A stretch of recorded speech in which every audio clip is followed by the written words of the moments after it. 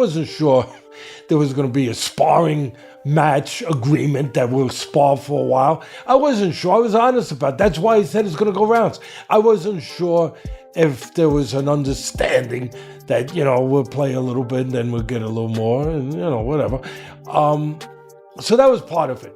Acknowledge Jake has had double jaw surgery, 4 plates, 8 screws in his face, and everybody is just kind of breezing past that like it's no big deal. But I'm looking further into this because that's no easy surgery, and I'm starting to ask the question, is this the beginning of the end of Jake Paul's boxing career? As his brother, I was just shocked. I'm in the hospital with the guy, and he's like, yo, can you make this TikTok? Can you film this for me? He's like laughing and having a good time. Does not have any agenda against Anthony Joshua, because it feels to me like that fight, I before the fight, I was refusing to accept the principle that this fight could be scripted. The boxing world has exploded. People are calling for Anthony Joshua's arrest after the brutal damage he did to Jake Paul. Experts are outraged because Jake's injuries were horrific, broken jaws that needed surgery and metal screws to fix. Critics are slamming the mismatch, arguing AJ's elite power was far too dangerous for this fight. This wasn't just a loss. It was a physical disaster that has left fans shocked and sparked a massive debate over fighter safety. Was this a fair fight or a dangerous mistake? Away from the power, you could call it running, and you'll be right. You can also say it's smart for a guy Jake's size and understanding that AJ is a fucking monster. It's also smart to fight that way. It's not the most aesthetically pleasing. It was not. Analysts Brian Campbell and Shaka Majui just dropped a brutal breakdown of Jake Paul's clash with Anthony Joshua. They revealed that AJ's terrifying power didn't just win the fight. It sent Jake straight to the operating table for jaw surgery. To survive the onslaught, Jake had to stay on his bike, constantly circling the ring just to stay away from the ropes. It wasn't a pretty strategy, but his run and hide tactics actually helped him last much longer than anyone predicted. While his movement saved his stamina, it couldn't save his face from Joshua's crushing right hand. The analysts are now using this as a warning.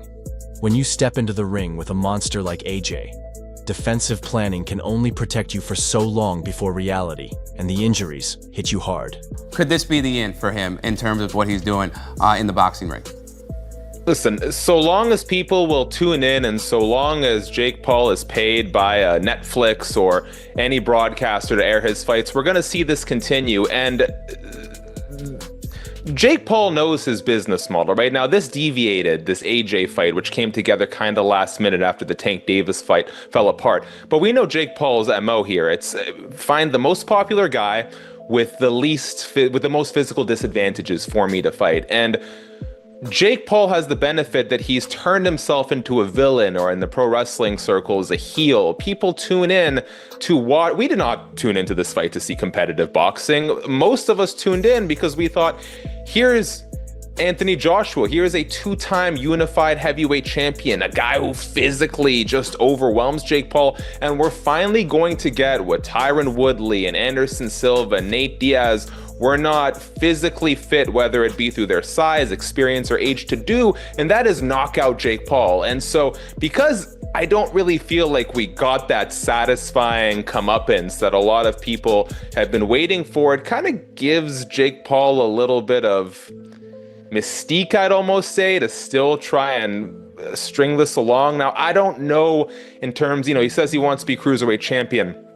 I'm not quite sure what the competitive road there is, because let's make no mistake, the reason this fight lasted as long as it did is because Jake Paul focused exclusively on being elusive. He did his best, and kudos to him, right? He did a great job of not getting cornered.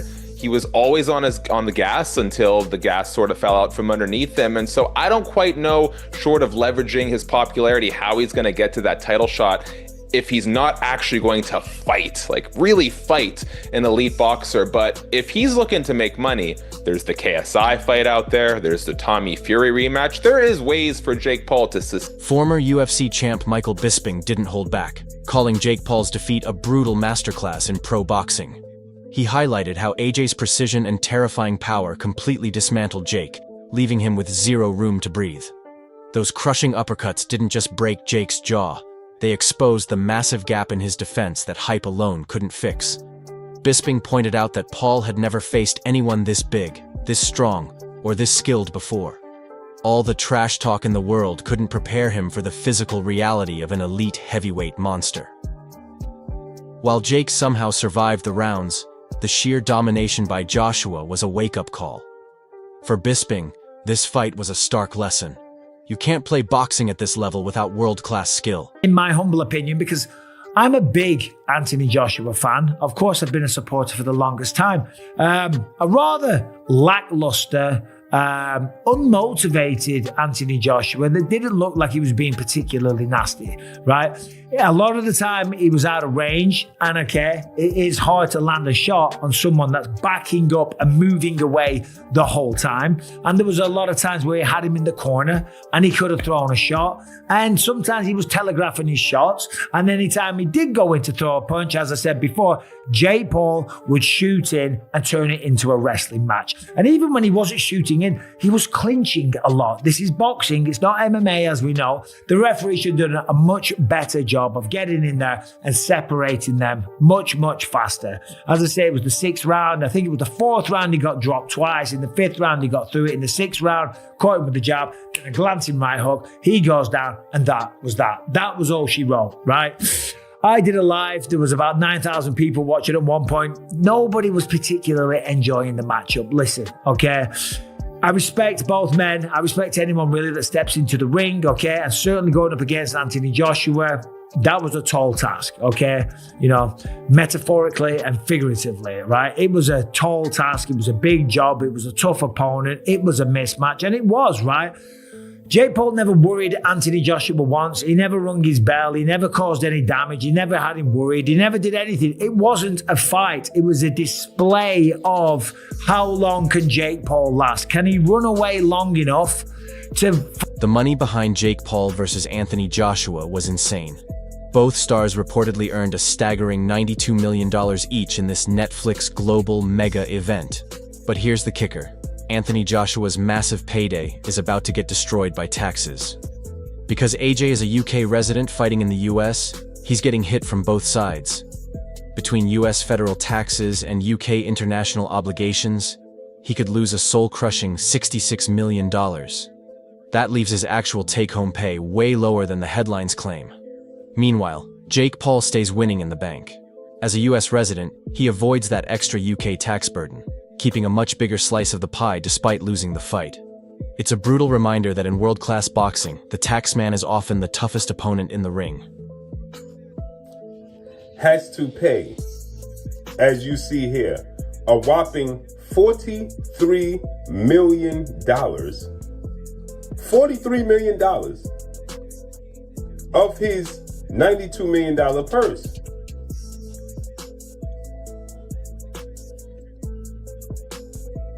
That means Anthony Joshua was left with $49 million.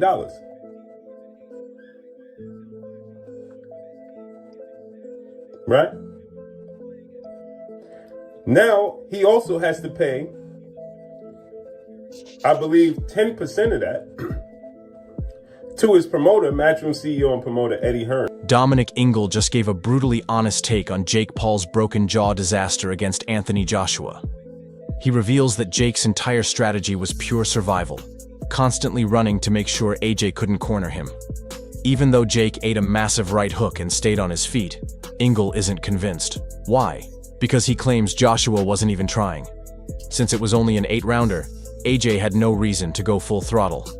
Ingle compares this to Tyson Fury's off night against Ngannou, proving that elite boxers often fight down to the level of their competition. While Joshua's clean shots definitely hurt, the fight felt controlled.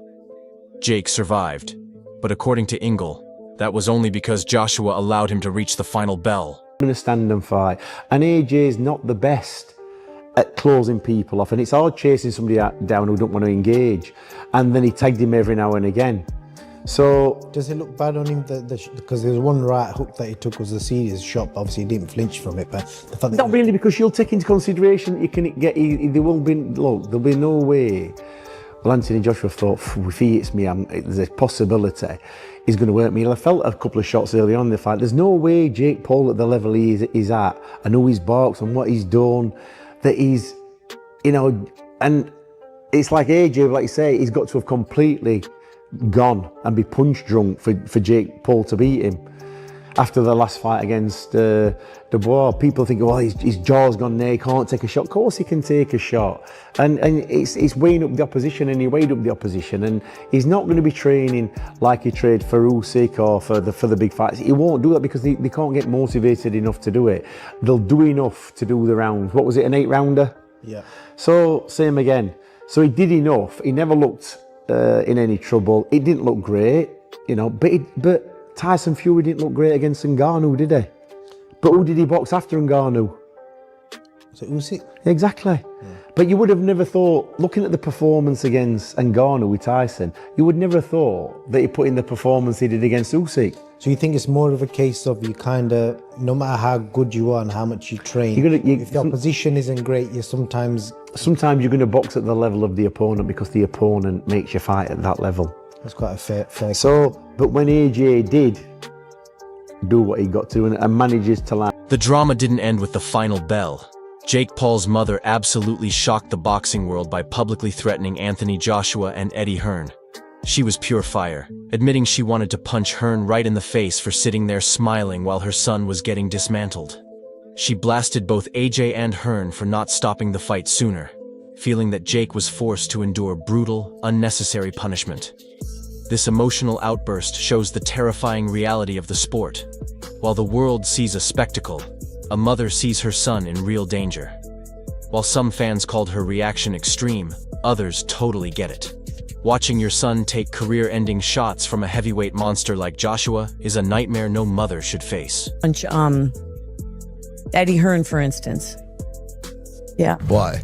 Why Eddie Hearn? Because I don't like his smug face. You don't like his smug face? No. Literally thinks he's better than everybody in the world. Shit-eating grin. I said the exact same. Bro, Jake's over there, like, struggling, and he's sitting over there smiling like the cat who swallowed the canary. Guess what? Did he fucking get in the ring? Do you think he was happy with what happened to Jake? Oh, of course. Yeah, for sure. Oh my God. Now, this is coming from a mother, too, guys. So I just want y'all to understand it. This is a mom. But at the end of the day, it's his job to laugh. Because, hell, I was laughing at Jake Paul. I can't even lie. I'm not a big Jake Paul fan. But, you know, part of the process. We got to report on this stuff. But Mama Paul, hella mad. God, and that's sickening to me. It's sick. I don't like it. Even Anthony Joshua had some class and, you know, apologized to me.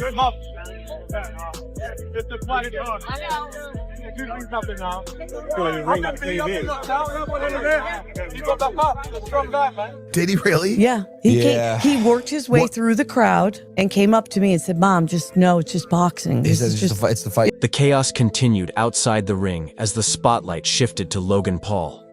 In a shocking moment, Logan was seen confronting and trying to intimidate Anthony Joshua, acting as the protective big brother. But the real heartbreak was happening elsewhere. Chilling footage showed Jake Paul in a hospital bed, visibly mangled and in agonizing pain. While Logan was playing the tough guy, Jake was facing the brutal reality of a fractured jaw and a devastating knockout. This haunting contrast says it all. One brother was chasing headlines, while the other was paying the ultimate price for stepping into the ring with a heavyweight monster. Fans are stunned, realizing that no amount of confidence can protect you from the physical toll of elite boxing. I'd say AJ fighting Logan Paul would be more of a mismatch than Jake Paul. You know what I mean? Because at least Jake Paul has taken boxing or has trained with real boxing trainers in real boxes. Whereas Logan Paul, you know, he did that exhibition with Floyd, and Floyd's a little guy. Not saying a little guy can't thump, because Floyd really gave him some two pieces with no sides, right? But at the same time, you take his friend, Floyd's friend, Anthony Joshua, and get hit by him and see what happens. The same thing. Probably worse, because I think Logan, you know, he's a little taller than Jake. And because he's a little taller than Jake, he may think he's a little stronger than Jake, which I don't know which one's true or not. I don't think it makes a difference. But because he may feel that way, he may want to go in there and try to bang it out with AJ. And if that happens, it's going to be a lot quicker. See, that 6 rounds it took AJ to finally catch Jake It took that way because Jake was on that bicycle, moving, being elusive, trying to come in and then come out. He tried to do a very poor man's Alexander Usyk, right? And it didn't work for him. Logan ain't gonna do that. Logan's gonna come in throwing punches and bunches like he did with Floyd, trying to get him in there and, you know, do all this stuff. And what's gonna happen as soon as AJ lines him up, sets his punch, he's gonna hit Jake and he's gonna break Jake down, and he may break his jaw or face or orbital bone or something. Nose. Something is gonna be broken when it comes. Chris Algieri and Paulie Malignaggi just delivered a brutal reality check on Jake Paul's disaster against Anthony Joshua. They didn't hold back, detailing the horrific damage. A jaw shattered in 2 places, and teeth literally knocked out of his head. This wasn't just a loss. It was a physical demolition. Both analysts pointed out that AJ's world-class precision left Jake trapped, with nowhere to hide as his defensive flaws were exposed to the world. Algieri and Malignaggi are sending a chilling warning. This is exactly what happens when you step into the ring unprepared against an elite monster. Their breakdown paints a grim picture of the price Jake paid, proving that some lessons in boxing are learned the hard way, through pure agonizing pain. Right, yeah, Ngannou, he's got balls. Ngannou's got balls, man. He went out there and he tried to fight, tried to win. Jake Paul didn't try to win at any point during the fight. He was just trying to survive. I think that's actually ultimately going to hurt him with boxing fans. What do you think, Paulie? I mean, you talked about the in and out kind of style, kind of hits and runs, and you said that A, it runs out your legs. He was exhausted a couple rounds into the fight, and B, it only saved him for so long. He doesn't have the boxing skills to box on the move anyway. Once I saw the big ring, I knew he was going to run for his life. When you're that much of a novice, which obviously it's not even an insult to him, it's just lack of experience. But when you're that much of a novice, you either know how to run for your life or fight all out. You don't have that in between yet. You haven't developed enough of that in between boxing acumen to really pull that off. And so what ends up happening? You're either going to fight your ass off and you'll last a minute. Chris, you're being generous. Round 2, he would have got knocked down round 1 if he would have fought. But at least he would have fought. He would have got the respect of the people and more importantly, the boxing community instead of these clowns that follow him and are still defending him.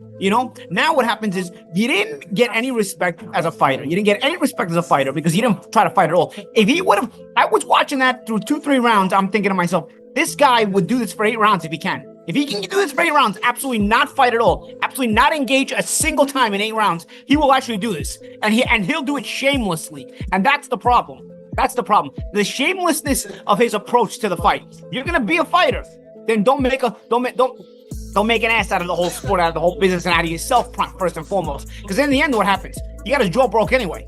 So what ends up happening? What's the worst that's going to happen? You're going to get hurt, you're going to get knocked out? You got hurt and you got knocked out anyway. But you just prolonged the inevitable and you got no respect out of it now. Because nobody's respecting that kind of performance. Nobody's respecting a performance where you would totally content to steal money from everyone by running for your life for 8 rounds. And if you could have not engaged a single time in 8 rounds, that's what he was trying to do. He was trying to pull that off. That is all for today. See you soon.